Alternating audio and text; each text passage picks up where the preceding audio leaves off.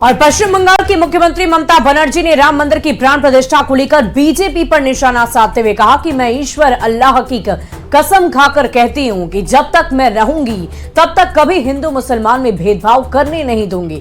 मैं लोगों को धार्मिक आधार पर बांटने में विश्वास नहीं रखती। तो ममता बनर्जी ने यह भी आरोप लगाया कि बीजेपी लोकसभा चुनाव से पहले अयोध्या में राम मंदिर के प्राण प्रतिष्ठा समारोह के जरिए नौटंकी फैला रही है। सुनिए क्या कुछ कहा ममता बनर्जी ने। আপনারা কোর্টের আন্ডারে করছেন, ইলেকশনের আগে একটা গিমিক শো করবেন বলে আমার কোনো আপত্তি নেই তো, কিন্তু তাই বলে অন্য সম্প্রদায়ের মানুষকে অবহেলা করা। আমি আপনাদের কাছে ওয়াদা করে যাচ্ছি, আমি আপনাদের ঈশ্বরের শপথ করে বলছি, আল্লাহর কসম খেয়ে বলছি, মনে রাখবেন আমি কোনোদিনও হিন্দু মুসলমান শিখ খ্রিস্টান তপশিলি আদিবাসীদের ভাগাভাগি করতে দেব না।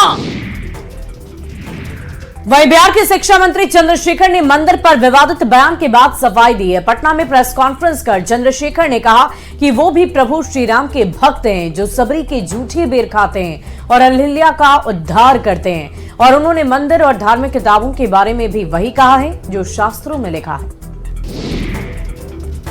तो मंत्री चंद्रशेखर ने पूछा कि मनु संहिता में स्त्रियों और शूद्रों को संपत्ति से वंचित क्यों किया गया, कोई इसका जवाब दे दे। चंद्रशेखर ने कहा कि उनके बयानों को गलत तरीके से पेश किया जा रहा है। और इसी बीच पटना से आपको बड़ी खबर बताएं, कोविड-19 लैब टेक्नीशियन का प्रदर्शन, बड़ी जानकारी दे रहे हैं। सेवा से हटाए जाने का विरोध उनकी तरफ से किया जा रहा है। गर्दनी बाग में सभी विरोध प्रदर्शन कर रहे हैं। पीपीई किट पहनकर उनकी तरफ से प्रदर्शन किया जा रहा और फिर से बहाल नहीं करने तक आंदोलन जारी रखने की चेतावनी दी है। तस्वीरें आप देख पा रहे होंगे कैसी इनका प्रदर्शन लगातार जारी है, आक्रोश में व्याप्त है।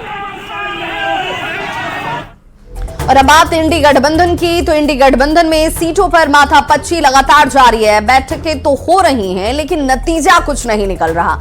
मान मनोवल का दौर चल रहा है लेकिन कोई मानने को तैयार ही नहीं है और दावे एकजुटता के जरूर हो रहे हैं। इंडी गठबंधन में सामूहिक तौर पर 4 बैठकें अब तक हो चुकी हैं। सीट को लेकर टेबल टॉक भी चल रहा है लेकिन सब अपनी अपनी डिमांड पर अड़े हुए हैं, न कम न ज्यादा, बस यही बात लगातार हो रही है। जेडीयू ने बिहार में होने वाले लोकसभा चुनाव में अपनी 16 मौजूदा सीटों पर कोई समझौता नहीं करने का ऐलान कर दिया। उन्होंने अपने गठबंधन के सहयोगी आरजेडी से कहा है कि वो कांग्रेस और वाम दलों के साथ 24 सीटें साझा कर ले। बिहार में कुल मिलाकर 40 लोकसभा की सीटें हैं। जेडीयू ने कहा कि मौजूदा सीटों को लेकर कोई चर्चा नहीं होगी। जेडीयू का यही कहना है कि नीतीश कुमार जिसके साथ रहते हैं उसका पलड़ा भारी रहा है। हमारी जितनी सिटिंग सीट है उतनी तो रहेगी ही, इससे कम में तो सवाल ही नहीं बनता।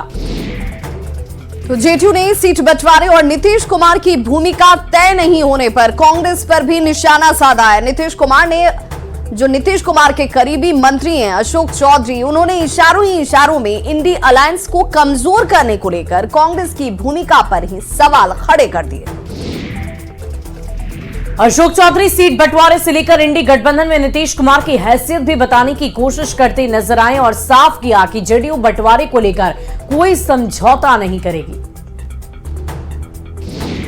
तो इंडिया अलायंस में सीट को लेकर चल रही खींचतान के बीच जेडीयू के मुख्य प्रवक्ता केसी त्यागी ने बीएसपी को लेकर कहा है कि समाजवादी पार्टी इंडी गठबंधन की संस्थापक सदस्य है, उसकी प्रतिबद्धता बीजेपी के खिलाफ लड़ने की है। बीएसपी को पहले ये तय करना होगा कि वे इंडी अलायंस के साथ रहना है या नहीं। वहीं सीट शेयरिंग को लेकर भी कहा कि कांग्रेस से बात की जा रही है।